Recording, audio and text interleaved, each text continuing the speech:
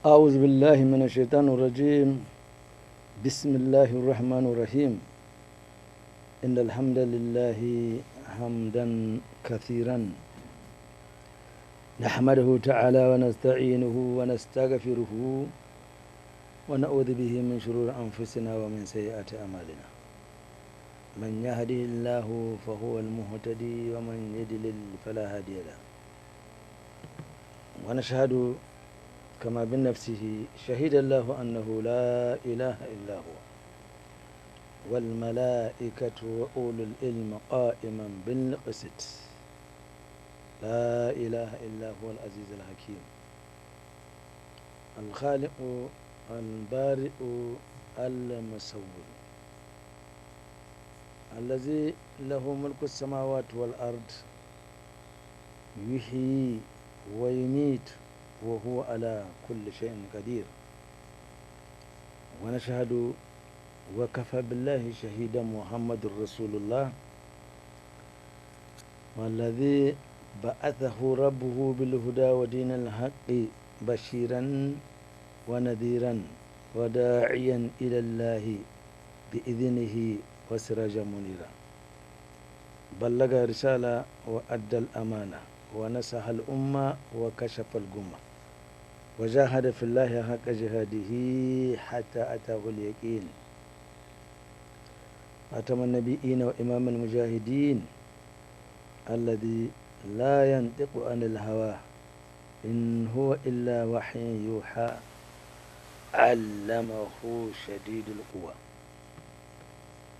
الذي جاء بكتاب عزيز لا يأتيه الباطل من بين يديه ولا من خلفه تنزيل من حكيم حميد. كتاب الذي من قال به سلف ومن عمل به أجر ومن حكم به أدل ومن دعا إليه فقد هدي إلى صراط مستقيم. هذا الكتاب كل من تمسك به وتمسك بالسنة الذي جاء به فقد استمسك بالعروة الوثقى لا انفصام لها والله سميع عليم. وصلى الله تعالى على نبيه الكريم وعلى آله وصحبه ومن تبعهم بإحسان إلى يوم الدين. رب اشرح لي صدري ويسر لي أمري وحلل عقدة من لساني يفقه قولي. اللهم لا سهل إلا ما جعلته سهلا وأنت تجعل الحزن إذا شئت سهلا. فعلمنا ما جهلنا وذكرنا ما نسينا وزدنا علما. ثم أما بعد. السلام عليكم ورحمة الله وبركاته. Nous rendons grâce à Allah subhanahu wa ta'ala, le clément, le tout miséricordieux, l'omniprésent, l'omniscient et l'omnipotent, qui nous a permis une fois encore de nous retrouver en ce grand jour de la semaine et en ce 28e ou 29e jour selon le calendrier de ce mois Zul-Qa'ida, ce mois qui précède Shawwal et qui succède à Zul-Hajj. Nous sommes donc par la grâce d'Allah subhanahu wa ta'ala à quelques 2 jours de la fin de ce mois. Nous savons que ce mois fait partie de ces mois dont Allah subhanahu wa ta'ala a solennellement déclaré la sacralisation sur les 12 mois que compte l'année, car nous le répétons une fois encore que ce n'est pas un certain Grégoire à qui on attribue le calendrier aujourd'hui le plus popularisé qui a voulu que l'année soit divisée en 12 mois. Non, c'est bien Allah subhanahu wa ta'ala, et cela depuis la nuit des temps. Allah subhanahu wa ta'ala l'a déclaré dans le Coran. Ba'da a'udhu billahi minash shaitanir rajim. Allah dit inna iddati shuhur inda Allahi 12 shahran fi kitabillah يوم خلق السماوات والأرض منها أربعة حرم فلا تظلموا فيهن أنفسكم. Allah dit que le décompte des mois auprès d'Allah subhanahu wa ta'ala est de 12, et cela depuis lorsque Allah a créé les cieux et la terre, et il a décrété dès lors que 4 de ces mois sont sacrés. Il s'agit donc de Zulqa'ida, ce mois dans lequel nous sommes et que nous sommes pratiquement à la fin par la grâce d'Allah subhanahu wa ta'ala. Ensuite viendra Zulhajj, le mois qui consacre, comme son nom l'indique, le pèlerinage et tout ce qui est autour du pèlerinage. Et nous avons Muharram également, donc le mois qui vient après, Zulqa'ida étant le 11e, le 10e, Zulhajj étant Zulqa'ida étant le 11e, Zulhajj étant le 12e mois de l'année, et Muharram le début donc de l'année. Et un peu plus loin, nous retrouvons le mois de Rajab, ce qui fait que ces 4 mois, Allah a déclaré que ces mois sont sacrés. Et nous retrouvons les effets sûrement de la prédication d'Ibrahim alayhi salam et de son fils Ismaïl alayhi salam, où bien avant l'avènement du prophète Mohammed sallallahu alayhi wa sallam, les Arabes, ils s'abstiennent ou s'abstenaient de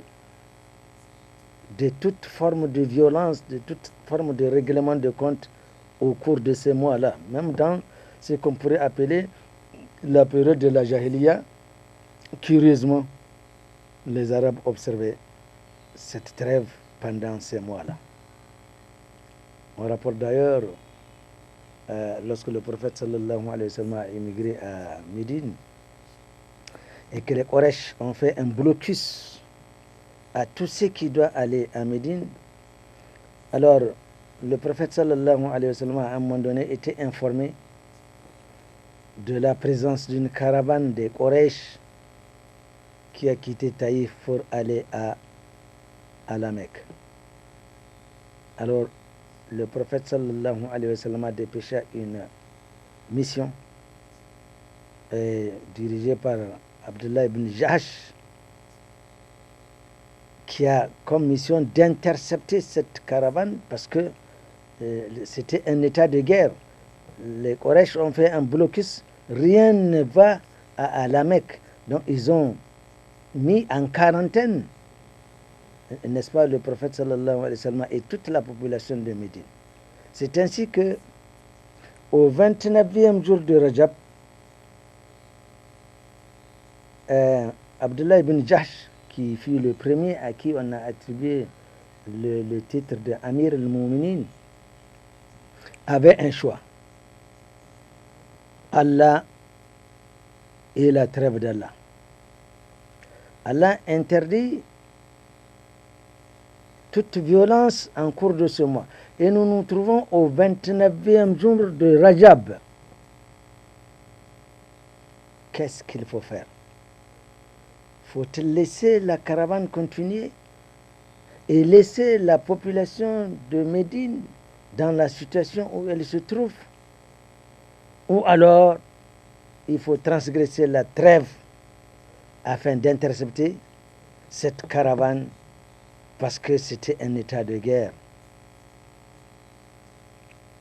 Abdullah ibn Jahsh a transgressé cette trêve afin de sauver les musulmans d'une crainte ou d'une menace d'une famille qui pourrait les exterminer.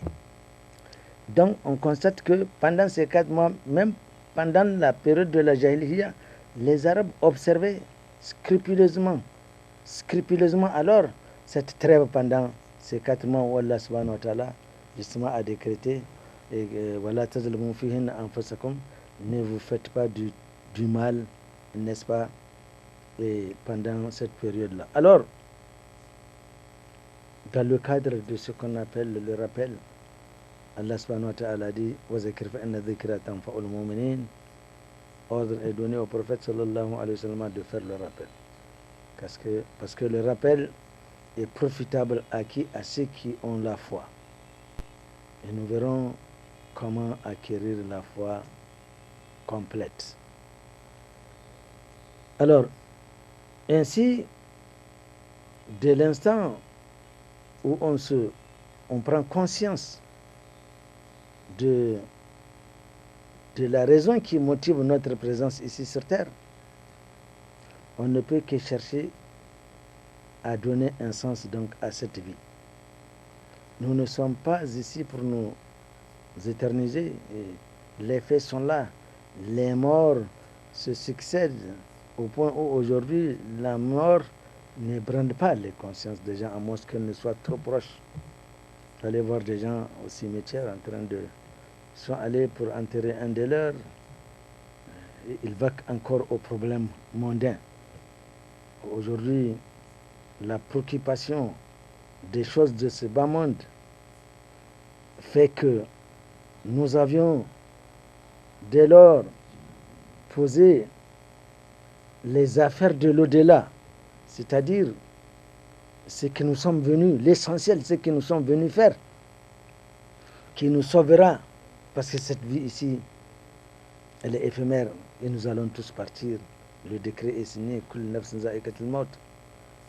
Alors, les choses de l'au-delà, nous les avions posées nous les avons dans nos mains. Quant aux choses de ce bas monde-là, nous les avions posées sur nos têtes. Il suffit qu'un événement survienne concernant les choses de ce bas monde-là, c'est-à-dire qui se trouve sur nos têtes, nous laissons choir les choses de l'au-delà pour nous préoccuper des choses de ce bas monde-là. C'est alors quand nous aurions fini de régler les problèmes de ce bas monde-là que nous allons ramasser les choses de ce bas monde. C'est comme ça et l'éternel commencement. Nous sommes tellement distraits. Nous préférons peut-être, c'est pas un choix, et si ça n'est un, c'est pas le meilleur. Allah nous a dit bal tu'thiruna al-hayat ad-dunya wal akhiratu khayrun wa abqa. Qu'est-ce qu'alors nous en faisons de cette vérité où Allah nous fait observer que c'est comme si nous avons fait le choix de ce bas monde-là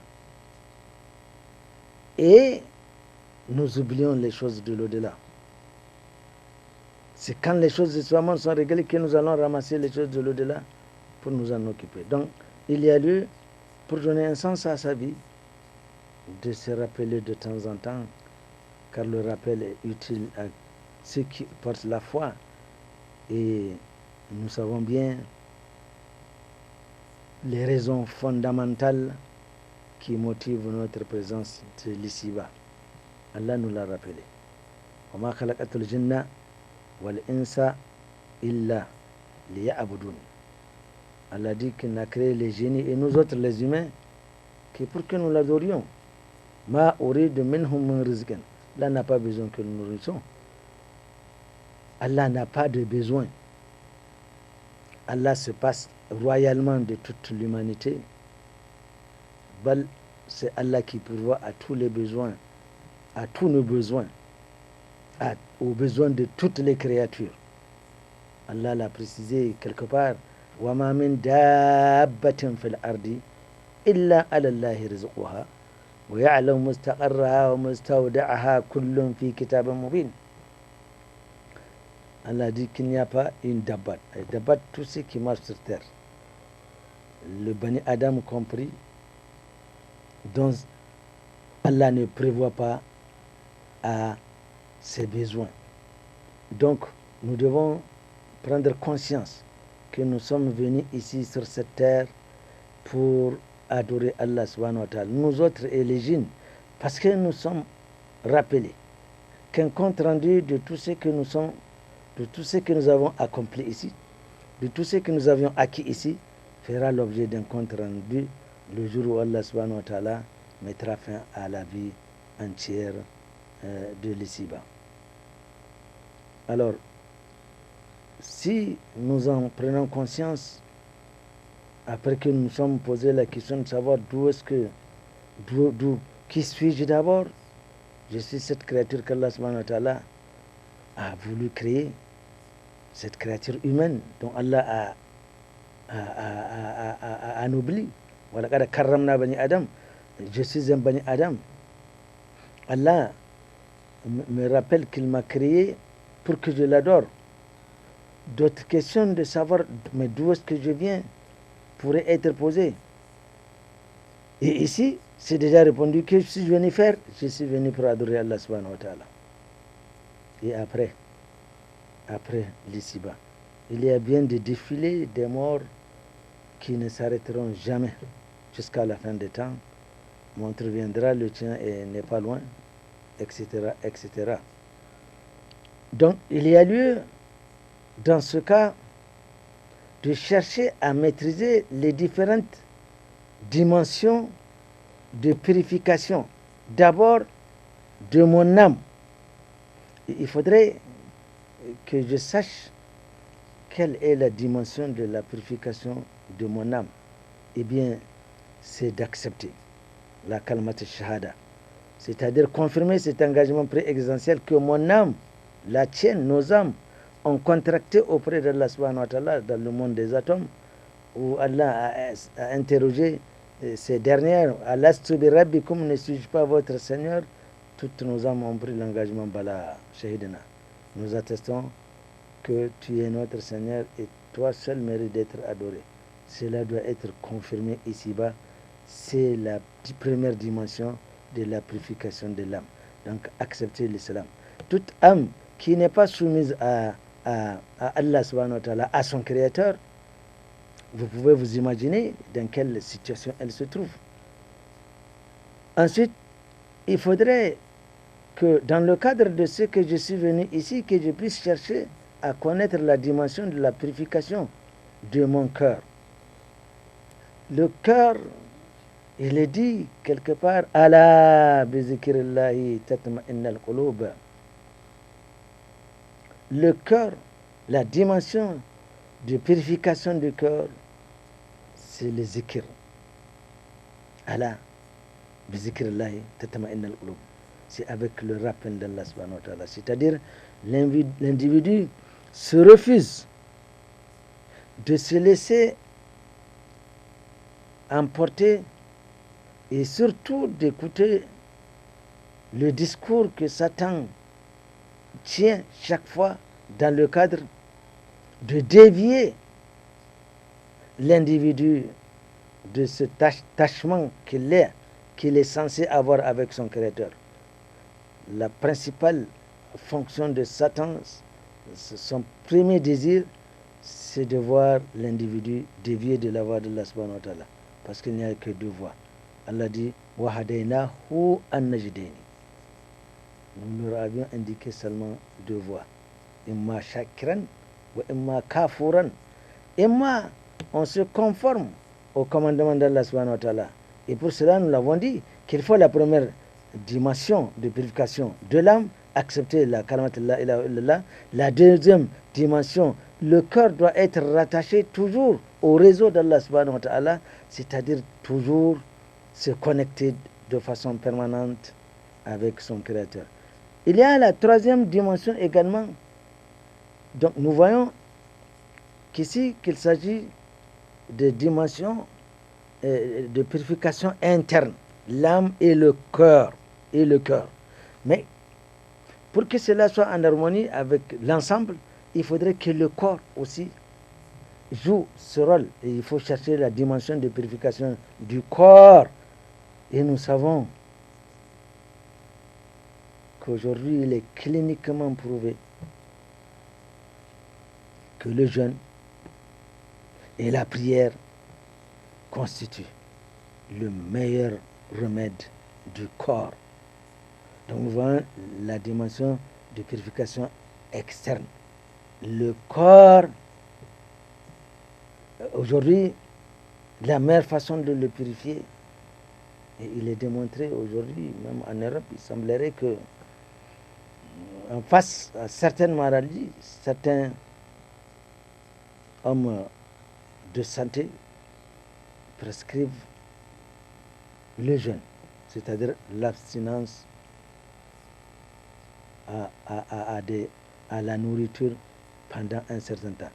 Car aujourd'hui, loin de moi d'être spécialiste dans la chose, mais il est presque cliniquement prouvé que la plupart, pour ne pas avancer un chiffre, de toutes les maladies que nous rencontrons aujourd'hui sont dues à l'alimentation. Soit à la suralimentation, soit à la mauvaise alimentation, soit à la sous-alimentation, soit à la suralimentation. La plupart de nos maladies sont liées à ces facteurs-là. Alors, le jeûne purifie le corps et également on purifie le corps à travers la prière. Ce mouvement qu'on fait, on a vu des vidéos les années passées où dans un pays on est conscient que quand vous baissez pour faire Allahu Akbar, il y a dans ce mouvement un remède, si je peux m'exprimer comme ça, un produit en tout cas qui augmente la santé. Donc, dimension de purification de l'âme, dimension de purification du cœur, dimension de purification du corps, et le deuxième aspect de la dimension de la purification externe, c'est qu'il faut purifier ses biens. Oui, il faut, quand l'âme est purifiée, ou quand on cherche à purifier l'âme, on cherche à purifier le cœur, on cherche à purifier le corps, mais si l'environnement, il faut purifier, il faut retrouver la dimension de la purification de son environnement. Les biens que nous utilisons doivent également être purs. Mais c'est comme ça qu'on a un être apte, en tout cas, à être accueilli dans l'au-delà par Allah subhanahu wa ta'ala. Donc, il y a lieu de tout cela, il faudrait qu'il ait un objectif. L'objectif numéro 1, c'est de savoir comment mettre tout cela en harmonie afin que je puisse mener une vie saine ici et retrouver dans l'au-delà une vie saine. Je ne peux le faire qu'avec, n'est-ce pas, une âme pure, un corps pur, un cœur pur et les biens autour de moi purs. Donc, il y a forcément là la préparation, une organisation, bref, tout un programme de sa vie. Donc l'objectif premier est de savoir comment mettre tout cela en évidence afin de réussir ma vie ici-bas. Et pour cela, il faudrait que nous arrivions à distinguer ce qui est bien et ce qui est mal, et ce qui est faux et ce qui est vrai, ce qui est licite et ce qui est illicite, ce qui est permis et ce qui est défendu. Parce qu'en islam, il y a le permis, il y a le défendu. Mais entre les deux, il y a le non défendu. Il faut également faire la différence entre ce qui est toléré et ce qui est réprouvé. Le Coran attire notre attention à travers cette injonction au prophète Mohammed sallallahu alayhi wa sallam, où Allah subhanahu wa ta'ala nous dit: Qul hal yastawi al-khabith wa at-tayyib walau a'jabaka kathratu al-khabith fattaqullaha ya ulil albab la'allakum tuflihun. Est-ce que le mauvais et le bon, est-ce que le vrai et le faux, est-ce que le licite et l'illicite sont-ils identiques? Sont-ils semblables? Bien sûr que non. Et Allah dit: quelle que soit l'importance du faux, ne saurait équivaloir au plus petit bien. Le mauvais est mauvais et il reste mauvais. Il n'y a pas de demi-mauvais, ou c'est mauvais, ou ce n'est pas mauvais. Alors, Allah subhanahu wa ta'ala dit: même si l'abondance du faux, du mauvais, te séduit, toi, au prophète sallallahu alayhi wa sallam, ainsi qu'à al-khitab lil-nabi, wal ma'ana lil-alamin, à toute l'humanité. Fattaqullah, Allah dit, craignez Allah subhanahu wa ta'ala, ya ulil albab, ô vous qui êtes censés, ô vous qui portez le bon sens, ô vous qui êtes doués d'intelligence. Et Allah subhanahu wa ta'ala a fait en sorte que tout soit clair.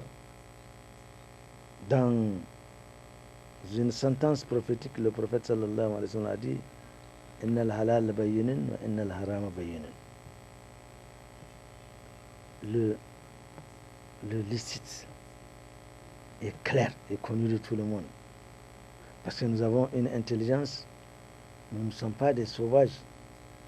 Nous devons savoir utiliser notre intelligence comparativement aux animaux qui ils ont une intelligence mais moins développée que celle de l'être humain.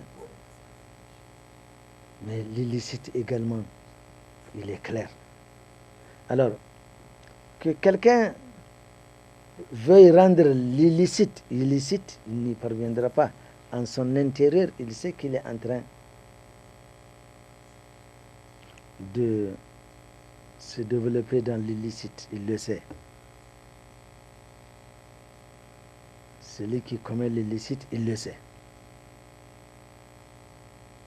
Alors, à partir du moment où nous savons faire cette différence, il y a des efforts maintenant à fournir. Parce que ce bas monde-là, ce bas monde,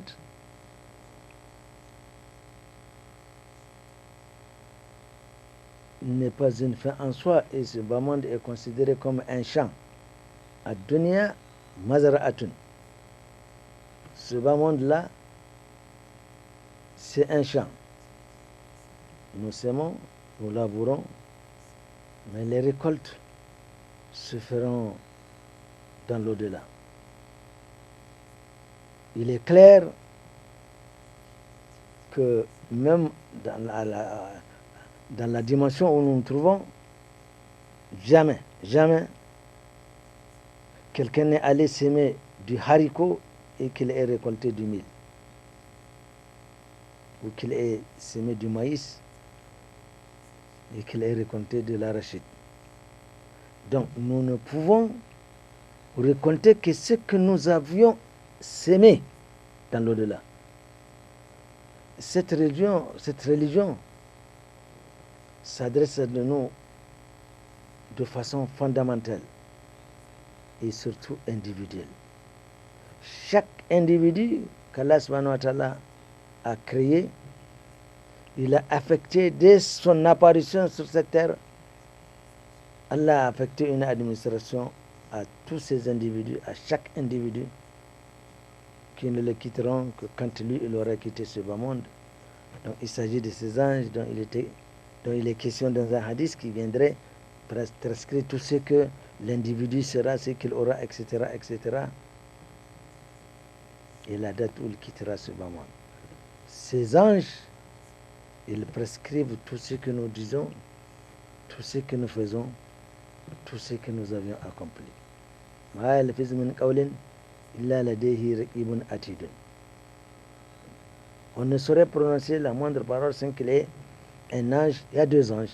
Un qui prescrit les bonnes actions, qu'Allah fasse que c'est celui-là que nous faisons travailler tout le temps, et un autre qui inscrit les mauvaises, et qu'Allah fasse que celui-là nous le mettons en quarantaine et nous le faisons se reposer.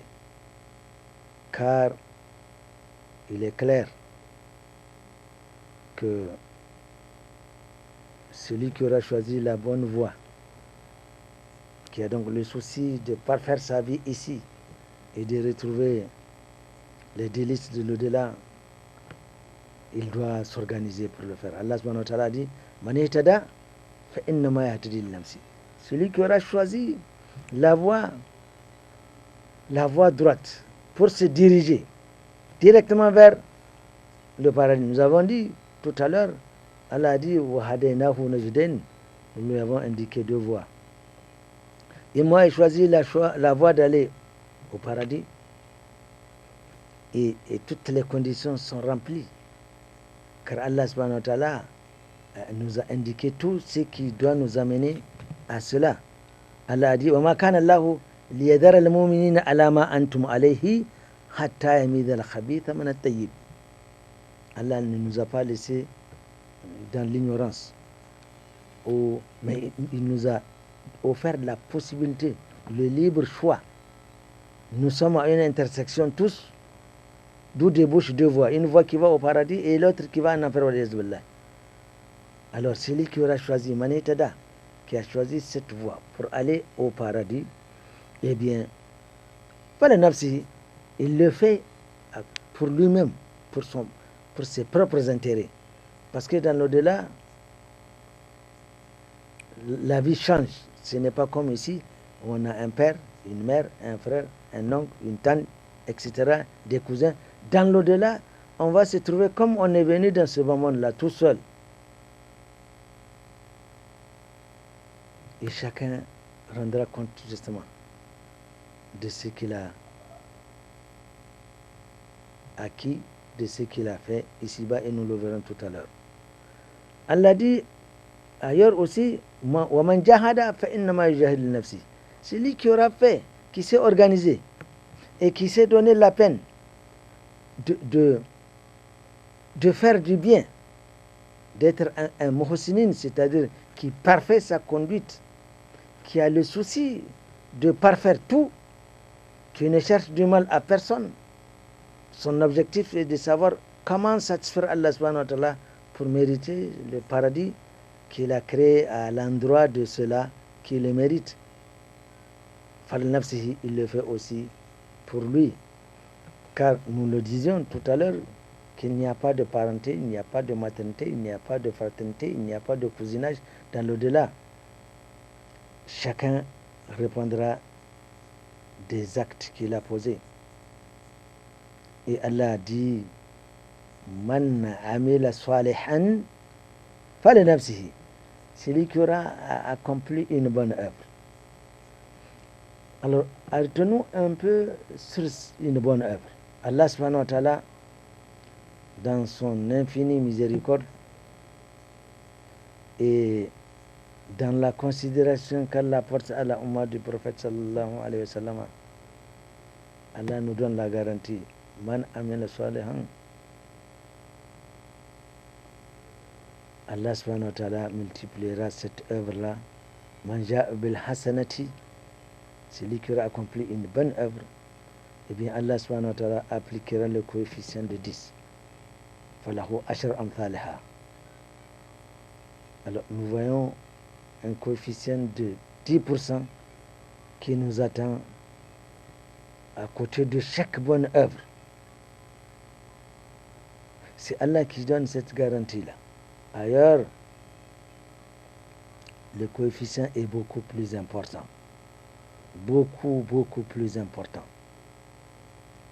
Allah a pris comme parabole un grain que vous semez, du grain jaillissent 7 tiges, chaque tige produit un épi, de chaque épi vous récoltez 100 grains. C'est Allah qui donne cette garantie. C'est ce qui sera chapitré dans, c'est ce qui sera enregistré dans le chapitre de Fisabilillahi, c'est-à-dire l'œuvre que vous faites dans la voie d'Allah subhanahu wa ta'ala. Allah la multipliera par 700. L'exemple donc de ce grain qui vous produira 700 grains que vous récoltez. C'est Allah qui en donne cette garantie-là. Par contre, man ja'a bil hasanati falahu ashar amthalaha wa man ja'a bis sayyi'ati fala yujza illa mithlaha wa hum la yuzlamun. Par contre, celui qui aura accompli une mauvaise œuvre, wal iyaz billah, eh bien, il ne lui sera transcrit cette seule et unique mauvaise œuvre, à condition d'ailleurs qu'il ne demande pas absolution de ce péché-là. On lui laissera d'abord une latitude. S'il revient et demande absolution du péché, Allah subhanahu wa ta'ala va accepter et elle ne lui sera pas enregistrée.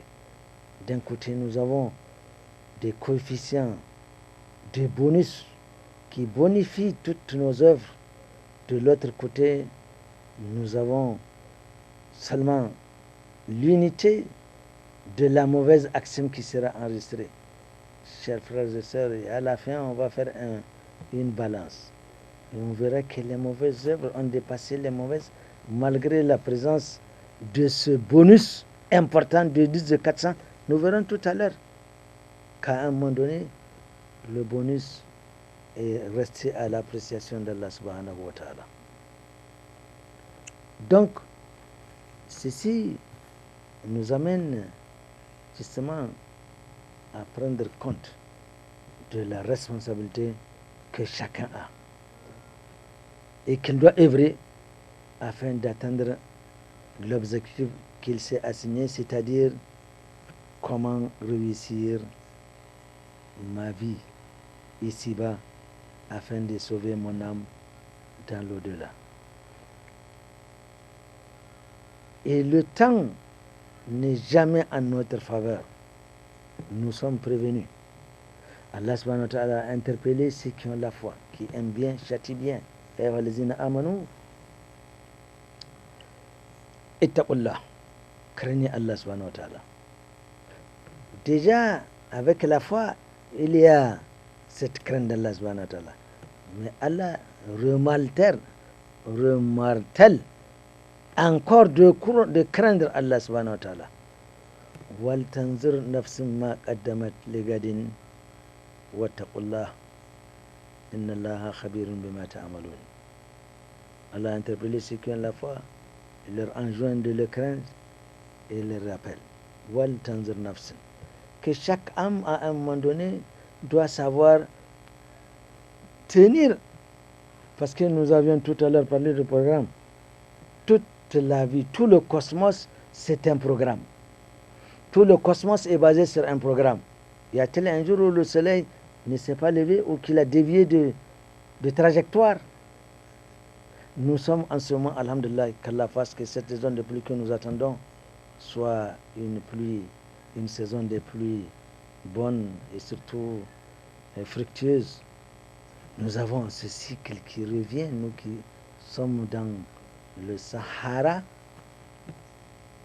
dans des zones sahéliennes, où la pluie revient de temps en temps, c'est un cercle. Donc, nous avons le décompte des mois, nous avons le décompte des jours, nous avons le décompte des années. Tout est programmé. Tout est programmé. La vie, c'est tout un programme. Tant qu'on n'est pas programmé, on ne peut pas être compétitif. Si aujourd'hui l'Occident s'est développé comme ça, c'est parce qu'ils ont... Pour qu'une entreprise marche bien, il faudrait qu'il y ait un programme. Voilà ce que nous voulons et donnons-nous la peine et les moyens d'y parvenir.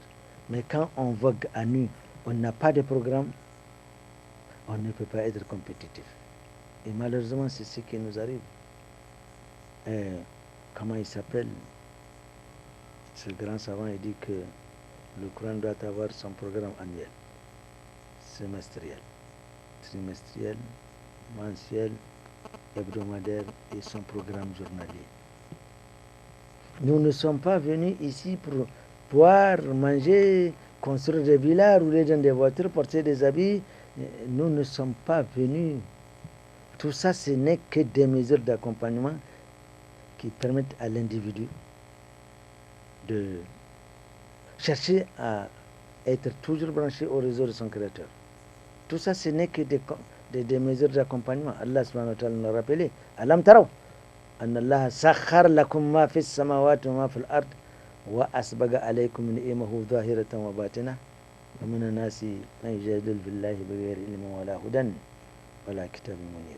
Tout ce que nous voyons autour de nous constitue des mesures d'accompagnement afin de nous permettre d'être dans les meilleures conditions pour adorer Allah subhanahu wa ta'ala. C'est pour ça qu'il nous a créés.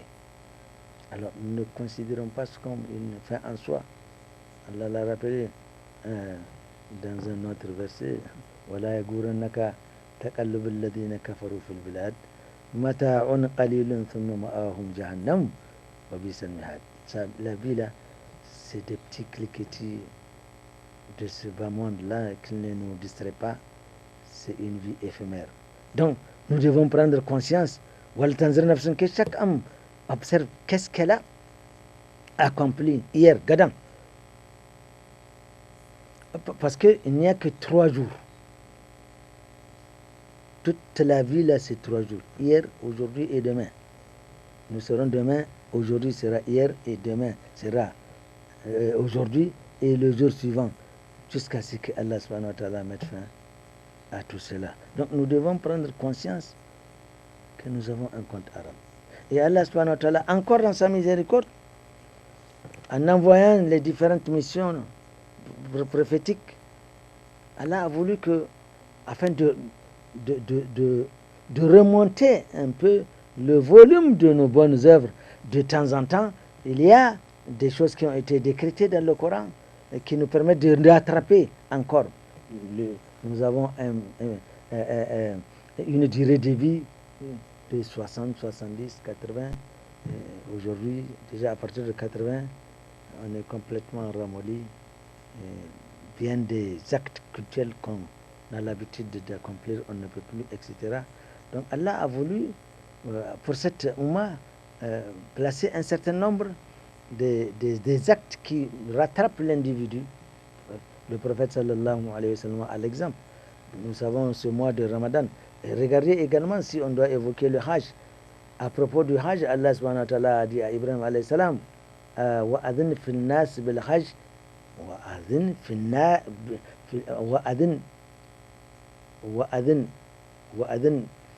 بالناس وأذن بالحج في الناس يأتوك رجالا وعلى كل دامر يأتون في.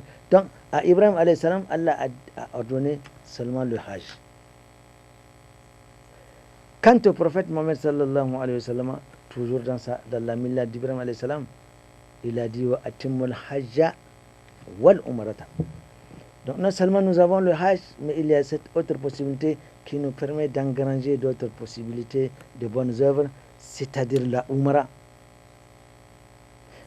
Nous savons ce qu'il y a comme bonus, comme bienfait dans le Ramadan, n'est-ce pas? Ça permet à l'individu d'engager beaucoup de hasanat.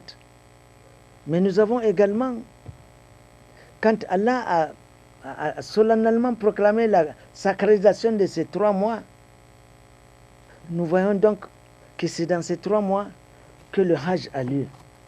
C'est dans ces 3 mois que le Hajj a lieu. Et nous avons également, très prochainement, Inch'Allah, ça risque de commencer le dimanche, le mois de Zul Hajj, où Allah subhanahu wa ta'ala a juré par rapport aux 10 premiers jours du mois de Zul Hajj. Nous retrouvons l'écho de cette vérité dans Surat al-Fajr, en son début, Ba'ad a'udhu billahi minash shaitanir rajim, bismillahir rahmanir rahim, wal fajr, wa layalin ashar. Allah, en début de cette sourate, a juré par le Fajr. Nous savons, le Fajr, c'est ce moment qui se situe entre la fin de la nuit et le début de la journée. Allah a juré par ce moment.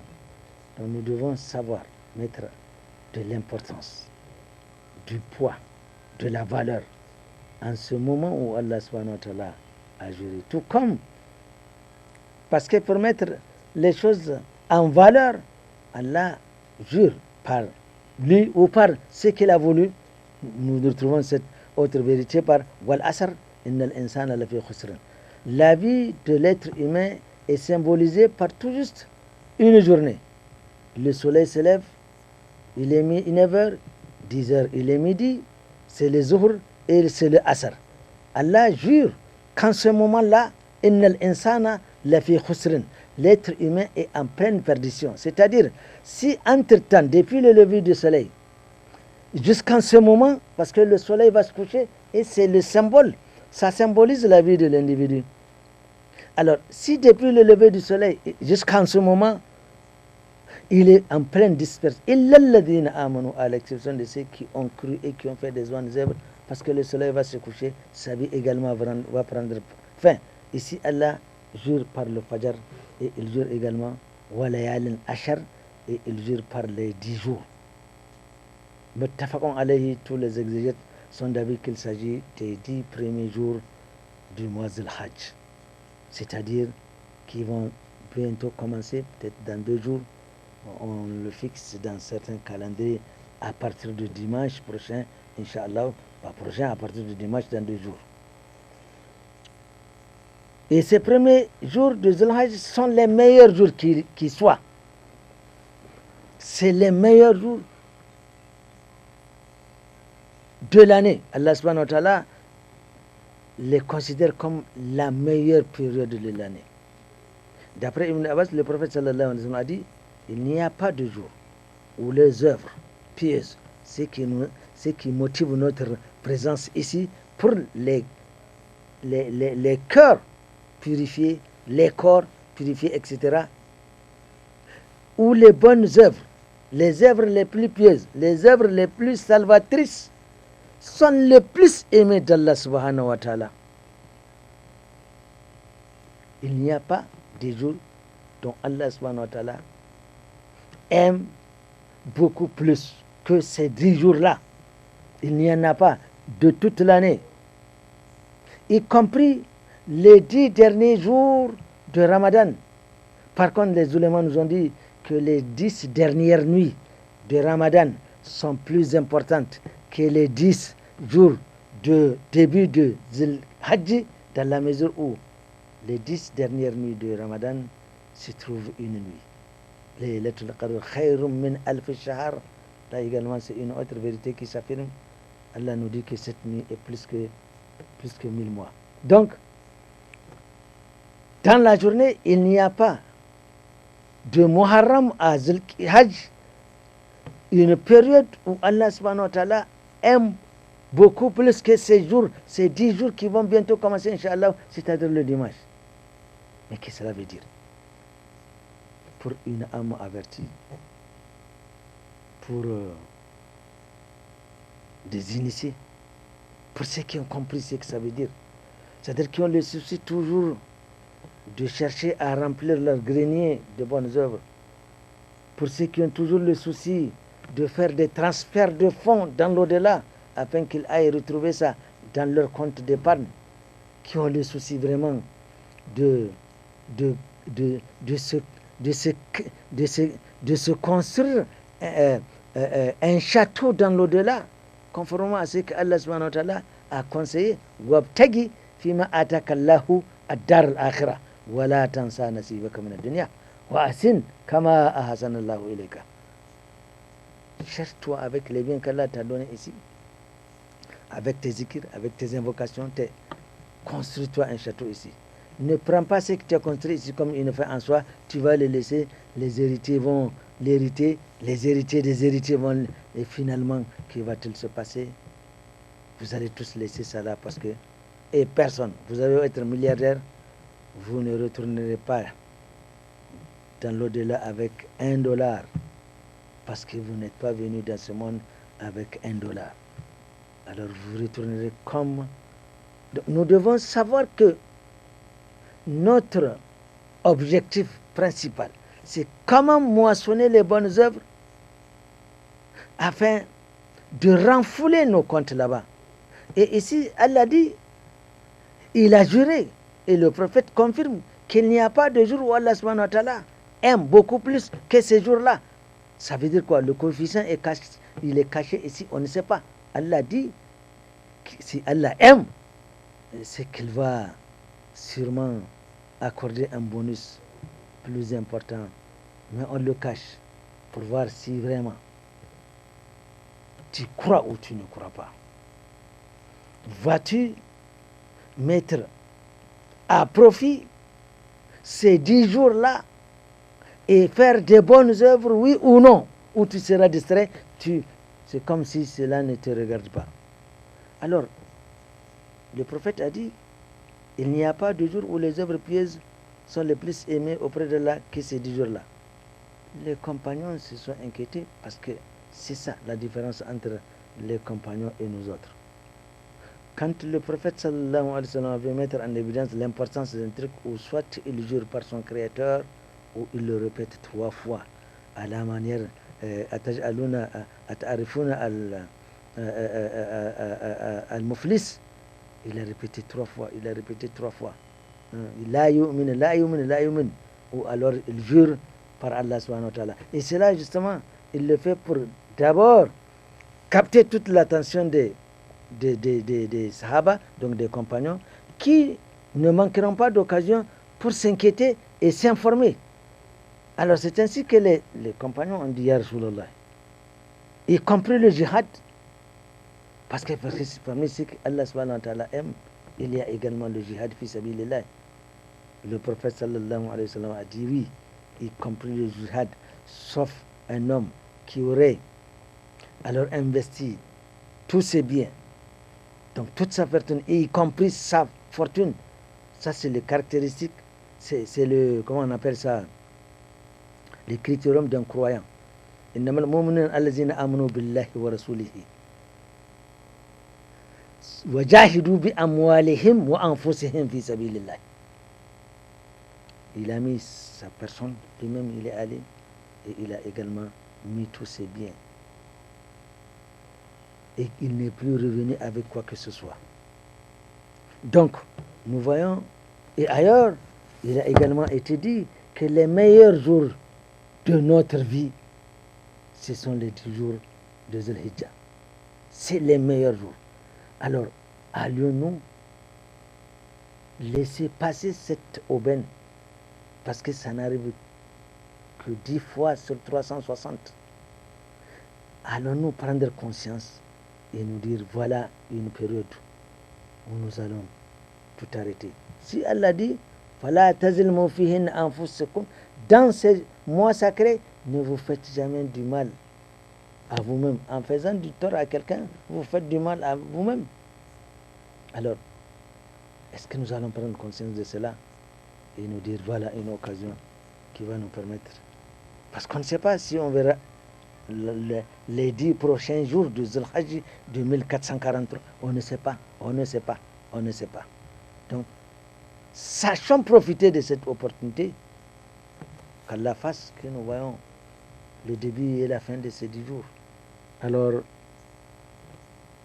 ce qui particularise en plus ces 10 jours, c'est qu'Allah subhanahu wa ta'ala a juré, c'est dans ces jours que nous retrouvons le jour de Arafat. Arafat, qui est même le pilier principal du Hajj. C'est dans ces 10 jours que nous avons le sacrifice de l'Aïd al-Adha. C'est dans ces jours que sont contenues toutes ces vérités-là. C'est dans ces 10 jours-là que nous retrouvons également l'accomplissement du Hajj. Et c'est également en ces 10 jours que cette sublime révélation est arrivée. Lorsque le prophète sallallahu alayhi wa sallam était à Arafat, il lui a été révélé Al-yawma akmaltu lakum dinakum wa atmamtu alaykum ni'mati wa raditu lakum al-islam dina. Cette révélation qui rappelle l'interruption ou la finition des révélations. C'est un événement assez important. Et tout cela, nous le retrouvons dans ces 10 jours-là. Alors, si nous avons des recommandations à faire, jeûnons les 9 jours, si cela est possible. Donnons-nous la peine de jeûner du 1er au 9e jour. Il faut chercher à se repentir des péchés grands et petits. Nous devons multiplier les bonnes œuvres parce qu'elles subiront un coefficient dont Allah s'est gardé, il dit que c'est ce qu'il aime. Il aime, c'est ce qu'il aime le plus. Donc efforçons-nous à multiplier les bonnes œuvres. On peut socialement aller rendre des visites aux malades, des visites aux parents. Nous devons être plus généreux et aider ceux qui sont dans le besoin. Nous devons multiplier les prières surérogatoires. Nous devons également multiplier les aumônes, être plus généreux, nous l'avons dit. Alors pour ceux qui ont accès à la lecture du Coran, sachant que quand vous lisez en temps normal, une seule lettre du Coran, Allah la multiplie par 10. Nous savons que le Coran a 365 156 lettres. Si vous le parcourez de Baqara à Nas, vous avez 3 millions. 3 millions. 159 650 hasanat conversent dans votre compte. La Fatiha contient 217 lettres. Vous lisez la Fatiha, vous avez 2170 hasanat conversent dans votre compte. Ça, c'est en temps normal. Alors, dans le cadre d'une action qu'Allah aime le plus, le coefficient va changer. Malheur à ceux qui ont accès à la lecture du Coran et qui ne le lisent pas. Ils sont plus à condamner que celui qui ne sait pas lire le Coran. Quant à celui qui ne sait pas lire le Coran, je t'invite mon frère, je t'invite ma soeur, apprends à lire le Coran. Il n'y a pas un âge. Les compagnons étaient déjà vieux et ils ont fini par apprendre le Coran. Nous devons également multiplier les zikrs et les invocations. Les zikrs, subhanallah, subhanallah, subhanallah, subhanallah. Là, vous voulez qu'on vous dépose des hasanats dans votre compte. Quant aux invocations, Allah donne-moi ceci, Allah donne-moi la santé, Allah, Allah. Voilà la différence entre les deux. S'il y a lieu de réconcilier des gens qui sont en mésintelligence, alors faisons-le. Multiplions les douats personnels à nos parents, à ceux qui sont morts, nos proches. Mais nous ne devons pas également aussi oublier notre pays. Prions dans ces 10 jours-là pour notre pays. Prions pour que la paix s'installe. Prions pour que nos FDS trouvent la victoire et Allah subhanahu wa ta'ala va leur accorder contre ces diables. Donc prions pour notre pays. Prions pour que la saison des pluies soit bonne, etc., etc. Mais alors, si Allah subhanahu wa ta'ala aime les bonnes œuvres, vous croyez qu'on va laisser impunis les mauvaises? Évitons le mensonge, la médisance, la calomnie. Bref, gardons-nous dans ces 10 jours de tout ce qui pourrait mettre en danger nos bonnes œuvres. Amin, amin et amin. En priant Allah subhanahu wa ta'ala de faire en sorte que ce petit rappel ait servi à quelque chose. Nous prions Allah subhanahu wa ta'ala de nous pardonner les éventuelles erreurs que nous aurions commises et qu'il nous repartisse dans nos carnets d'épargne les bonnes œuvres qui sont contenues dans ce que nous avons dit, juste qu'il aime et qu'il agrée. Subhanaka Allahumma bihamdik, ashhadu an la ilaha illa anta, astaghfiruka wa atubu ilayka. Rabbana taqabbal minna innaka antas samiul alim wa tub alayna innaka antat tawwabur rahim. إن الله وملائكته يصلون على النبي يا أيها الذين آمنوا صلوا عليه وسلموا تسليما اللهم صل على محمد وعلى آله وسلم سبحان ربك رب العزة عما يصفون وسلام على المرسلين والحمد لله رب العالمين والسلام عليكم.